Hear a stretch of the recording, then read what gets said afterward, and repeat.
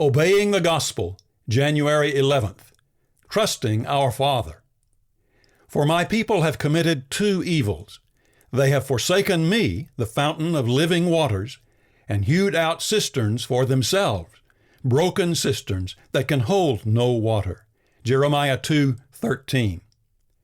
Sin is the result of forsaking the trust we were meant to have in God. We see it first in the Garden of Eden, where as soon as Adam and Eve's confidence in God's goodness had been broken, they were willing to violate His will to get what they wanted, as we see in Genesis 3:1-6. Since then, the problem of sin has always been the same, and we're all guilty of it. Failing to trust that God's way is best, we've rebelled and committed treachery to get satisfactions we think are better than those God's way would allow.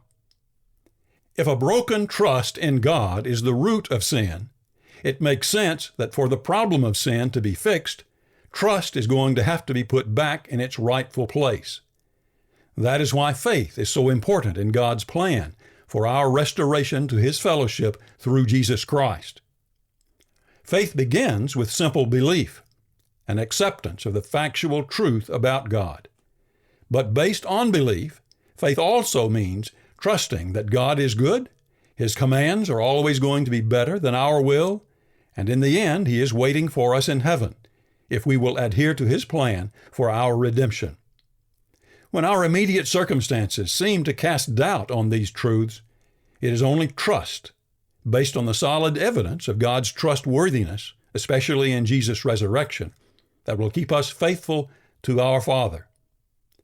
I love Adam Littmer's definition of trust. Quote, unwavering belief that God's way is always the right way, without exception, and that our lives will always be best lived when lived for His glory. End of quote.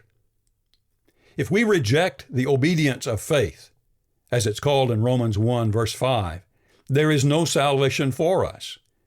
We must dispense with the doubts about God and His law that started us down the path of disobedience in the first place.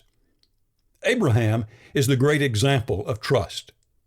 By faith, Abraham obeyed when he was called to go out to a place that he was to receive as an inheritance, and he went out, not knowing where he was going. Hebrews 11, verse 8. Because he believed, Abraham obeyed. At God's bidding, he risked everything he had in this world because he trusted God's promise. And today, we can't be God's friends without banking on the promises of God as Abraham did.